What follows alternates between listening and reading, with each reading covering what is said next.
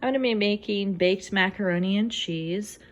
This is a lab that we will do whenever we return to school this spring. Hopefully it won't be one that we have to cut out. Basically we are boiling water.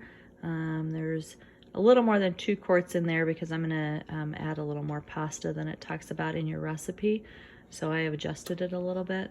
But I'm going to put in some salt water, or some salt into the water. Salt has 2 functions whenever you put it in boiling water for pasta. The first one is the pasta absorbs a little bit of the flavor, so it gives it a little more salty flavor. And the second one is salt increases the boiling temperature of the water so that when you put your pasta in, the water is a little hotter temperature, and so it cooks your pasta a little faster. I'm using a gluten-free pasta today. Like I said, my family is mostly gluten-free, so this pasta is actually made with corn and rice, where the average pasta that you would buy in the store is made with wheat flour. Sometimes it's even made with semolina flour that's made with Durham wheat. Gives it a little different texture, has a little grittier, grainier texture, a little coarser. The flour is a little coarser than regular wheat flour is.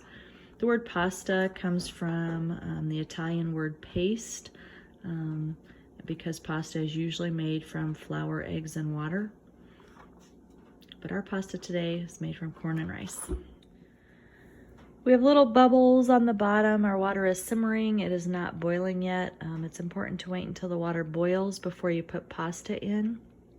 Otherwise, the starch in the pasta comes out into the water and makes it kind of a messy, gooey, gummy mess of your pasta.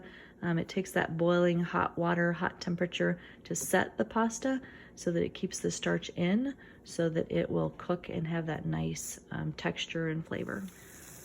Okay, so we now have a full rolling boil. So I am going to use my whole box of pasta. Even though it is 12 ounces and your recipe calls for 4 ounces, gluten-free pasta cooks a little differently. So lots of times I will double the amount of pasta in the recipe and the sauce will still turn out okay. Since I'm using 12 ounces of pasta, I'm actually going to double the roux, the sauce that we're making. So I'm just going to stir this a couple times and then let it cook. I'm going to turn it down just a little bit because my stove is super hot. So while our pasta is cooking, we are going to go ahead and start making our roux. And remember, our roux is equal parts of fat, which is usually butter, and flour. But in this case, I'm making our pasta dish gluten-free, and so I'm using cornstarch instead of flour. When I use cornstarch, you just use half the amount that you do flour. So whenever my butter melts, I'll be adding in the cornstarch, just like I would the flour. Okay, we're gonna give our pasta a stir here. It's probably been cooking for 3 or 4 minutes. The box says 10 minutes on gluten-free pasta. Regular pasta, it's about the same, 10 to 15 minutes, depending on the temperature of your water. So we're just gonna finish melting our butter.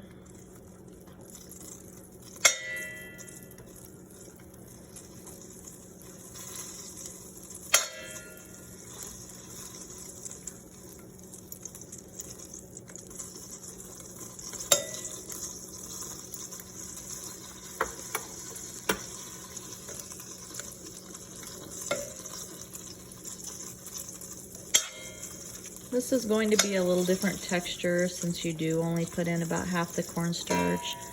Typically when you put in the flour, it's going to get really clumpy, and that's okay. You want it really clumpy. You're not going to be able to eat it. So even our cornstarch, I'll turn down my heat a little bit. Our cornstarch is going to get really clumpy too, but because it's half the amount, you won't get to see exactly like a roux would look. But when I do your soup recipe in a week or 2, or we do this lab at school, you'll be able to see how it looks. So with twice that amount of dry ingredients in there, it'll get really clumpy and those clumps will stay. You just need to cook those clumps about a minute to get the flour taste out of it. In our case, we're just cooking in a minute just to get the cornstarch taste out of it.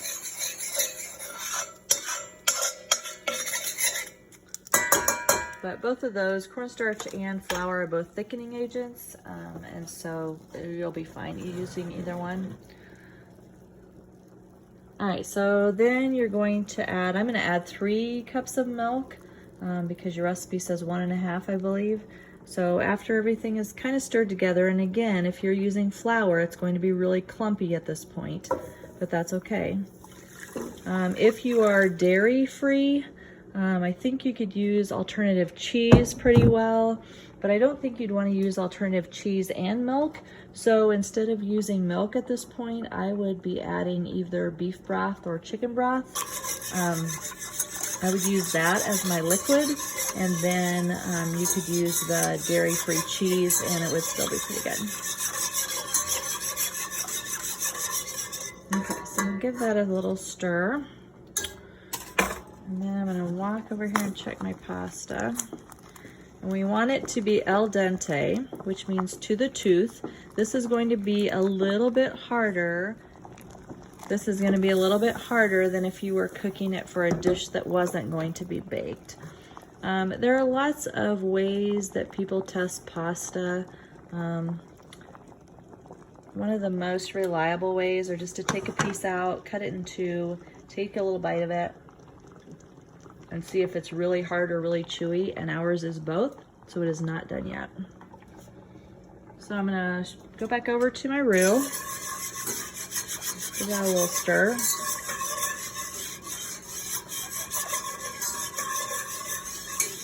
What we are essentially making here is a bechamel sauce. A bechamel sauce is a sauce that starts with a roux and then adds usually milk to it.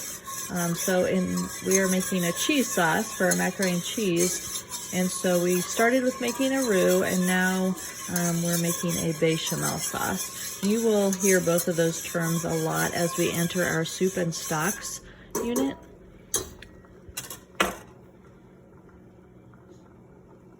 Sauce has been cooking about 5 minutes, and it is not getting thick yet, but it will, and I've been stirring most of the time. Our pasta has been cooking about 10 minutes, and I would guess it's probably done.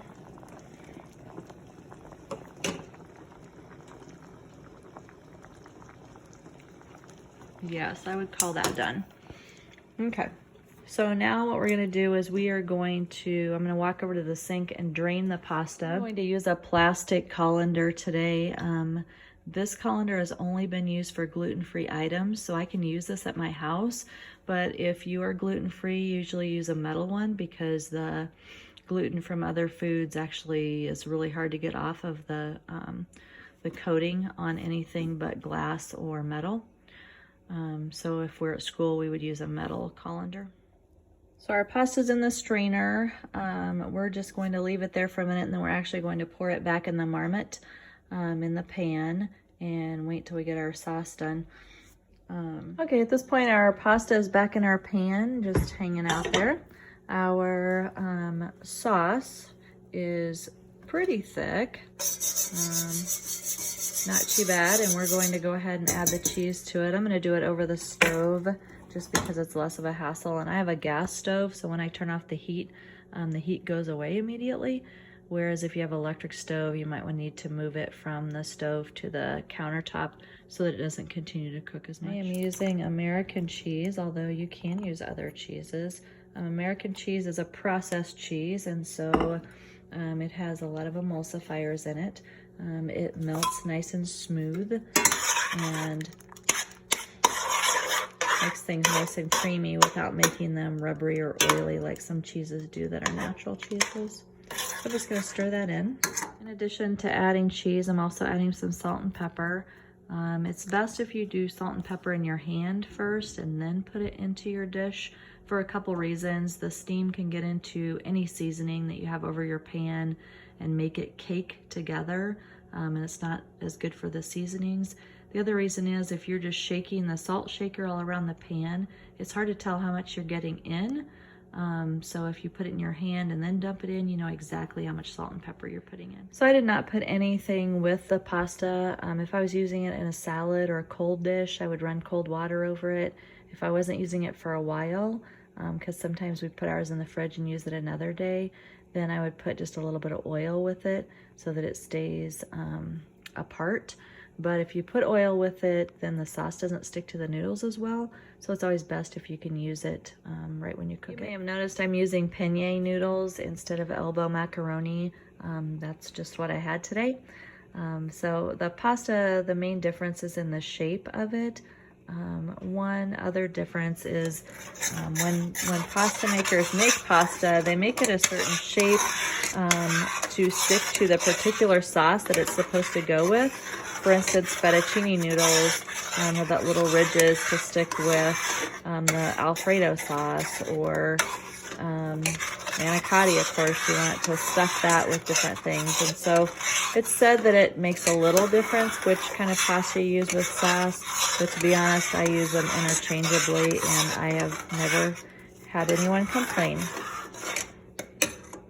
Okay, so our cheese is melted, our sauce is fairly thick. I'm gonna go ahead and pour the sauce into the pasta noodles now. And my macaroni and cheese is a little thin yet, but it should thicken up a little in the oven. Like I say, the cornstarch makes a little difference. So we're gonna divide that into a couple pans. If you were at school, you would use a hotel pan, but here at home, I'm actually delivering part of it to my daughter at her house and then keeping part of it for dinner. So I'm pouring ours into 2 pans. Okay, so I have 2 pans. I have a 7x11 and maybe 8x8 or 9x9 pan. I'm going to mix the melted butter with the breadcrumbs and put a little topping on, and then they will go in the oven to crisp up. Okay, so I've melted some butter and I have some gluten-free breadcrumbs that I'm going to pour in. And I'm gonna mix those together and then sprinkle them on the top. Put both of those in the oven. My oven is a multi-oven, so it can be convection or convention, but I do not have a high fan like we do at school. So I'm just putting it on the convention setting and just cooking it like I would in a basic home oven on 350 for, I'm gonna do about 20 minutes so that my breadcrumbs can get nice and crisp. Our mac and cheese is done, and as you can see, it's gotten a lot more creamy and not as runny as it was, a lot thicker. And it is ready to eat.